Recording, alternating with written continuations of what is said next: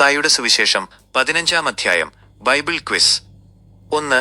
യെരുശലേമിൽ നിന്ന് യേശുവിന്റെ അടുക്കൽ വന്ന് ശിഷ്യന്മാരുടെ ആചാരലംഘനത്തെക്കുറിച്ച് ചോദിച്ചത് ആര്? ശാസ്ത്രിമാരും പരീശന്മാരും. 2. ഭക്ഷണത്തിന് മുൻപ് കൈ കഴുകാത്ത ശിഷ്യന്മാർ ആരുടെ പാരമ്പര്യമാണ് ലംഘിക്കുന്നത് എന്നാണ് പരീശന്മാർ ആരോപിച്ചത്? മൂപ്പന്മാരുടെ. 3. നിങ്ങളുടെ പാരമ്പര്യ നിമിത്തം നിങ്ങൾ ആരുടെ കൽപ്പനയാണ് ലംഘിക്കുന്നത് എന്ന് യേശു തിരിച്ചു ചോദിച്ചു? ദൈവത്തിന്റെ. 4. നിന്റെ അപ്പനെയും അമ്മയെയും ബഹുമാനിക്കണം എന്ന് കൽപ്പിച്ചതാര്? ദൈവം. 5. മാതാപിതാക്കൾക്ക് നൽകേണ്ട സഹായം ദൈവത്തിനുള്ള വഴിപാടാണ് കോർബാൻ എന്ന് പറഞ്ഞ് കൽപ്പന ലംഘിക്കുന്നവരെ യേശു എന്ത് വിളിച്ചു? കപടഭക്തിക്കാർ. 6. ഈ ജനം അധരങ്ങൾ കൊണ്ട് എന്നെ ബഹുമാനിക്കുന്നു, എങ്കിലും അവരുടെ ഹൃദയം എന്നിൽ നിന്ന് ദൂരേകന്നിരിക്കുന്നു എന്ന് പ്രവചിച്ചത് ആര്? യെശയ്യാ പ്രവാചകൻ. 7. മനുഷ്യനെ അശുദ്ധനാക്കുന്നത് വായുടെ ഉള്ളിലേക്ക് കടക്കുന്നതാണോ അതോ വായിൽ നിന്ന് പുറത്തേക്ക് വരുന്നതാണോ? വായിൽ നിന്ന് പുറത്തേക്ക് വരുന്നത്.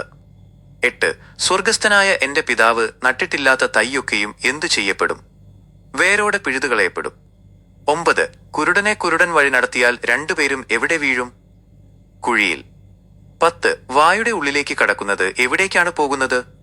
വയറ്റിലേക്ക്, പിന്നെ പുറത്തേക്കും. 11. വായിൽ നിന്ന് പുറത്തു വരുന്നവ എവിടെ നിന്നാണ് വരുന്നത്? ഹൃദയത്തിൽ നിന്ന്. 12. ഹൃദയത്തിൽ നിന്ന് പുറത്തു വരുന്ന ദുഷ്ടചിന്തകൾ ഏതെല്ലാമാണ്? കൊലപാതകം, വ്യഭിചാരം, പരസംഗം, മോഷണം, കള്ളസാക്ഷ്യം, ദൂഷണം. 13. യേശു അവിടെ നിന്ന് വാങ്ങി ഏത് പ്രദേശത്തേക്കാണ് പോയത്? സോർ, സീദോൻ എന്നീ പ്രദേശങ്ങളിലേക്ക്. 14. കർത്താവെ, ദാവീദ് പുത്രനെ, എന്നോട് കരുണ തോന്നണമേ എന്ന് നിലവിളിച്ചുകൊണ്ട് യേശുവിന്റെ അടുക്കൽ വന്നതാര്? ഒരു കനാന്യ സ്ത്രീ. 15. കനാന്യ സ്ത്രീയുടെ മകൾക്ക് എന്ത് സംഭവിച്ചിരുന്നു? ഭൂതം ബാധിച്ച് കഠിനമായി കഷ്ടപ്പെടുന്നു. 16.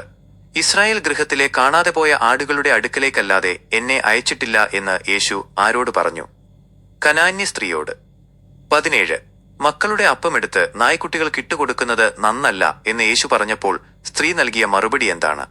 അതേ കർത്താവെ, നായ്ക്കുട്ടികളും യജമാനന്മാരുടെ മേശയിൽ നിന്ന് വീഴുന്ന നുറുങ്ങുകൾ തിന്നുന്നുണ്ടല്ലോ. 18. സ്ത്രീയെ, നിന്റെ വിശ്വാസം വലുതാകുന്നു, നീ ആഗ്രഹിക്കുന്നതുപോലെ നിനക്ക് ഭവിക്കട്ടെ എന്ന് യേശു ആരോട് പറഞ്ഞു? കനാന്യ സ്ത്രീയോട്. 19. കനാന്യ സ്ത്രീയുടെ മകൾക്ക് എപ്പോഴാണ് സൗഖ്യം ലഭിച്ചത്? ആ നാഴികയിൽ തന്നെ. 20. സോർ പ്രദേശം വിട്ട് യേശു എവിടെയാണെത്തിയത്? ഗലീല കടൽ തീരത്ത്, പിന്നീട് മലമേൽ കയറിയിരുന്നു. 21. മലമേലിരുന്ന യേശുവിന്റെ അടുക്കൽ ജനങ്ങൾ ആരെല്ലാമായാണ് വന്നത്? മുടന്തർ, കുരുടർ, ഊമർ, അംഗഹീനർ തുടങ്ങി ഒട്ടനവധി രോഗികളുമായി. 22. 3 ദിവസമായി തന്നോടൊപ്പമുള്ള പുരുഷാരത്തെ വിശപ്പോടെ വിടാൻ യേശു മടിച്ചത് എന്തുകൊണ്ട്? വഴിയിൽ വെച്ച് അവർ തളർന്നു പോകാതിരിക്കാൻ. 23. 4000 പേരെ പോഷിപ്പിക്കാൻ യേശുവിന്റെ കൈവശം എത്ര അപ്പവും മീനുമാണുണ്ടായിരുന്നത്? 7 അപ്പവും കുറച്ച് ചെറിയ മീനും. 24. അപ്പവും മീനും വാഴ്ത്തി നുറുക്കി യേശു ആർക്ക് നൽകി? ശിഷ്യന്മാർക്ക്. 25. അവിടെ ആഹാരം കഴിച്ച പുരുഷന്മാരുടെ എണ്ണം എത്രയായിരുന്നു? സ്ത്രീകളെയും കുട്ടികളെയും കൂടാതെ 4000 പേർ.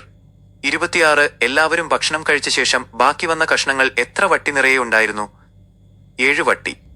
27. പുരുഷാരത്തെ അയച്ച ശേഷം പടകിൽ കയറി യേശു ഏത് ദേശത്താണ് എത്തിയത്? മഗദാൻ, മഗദല ദേശത്ത്.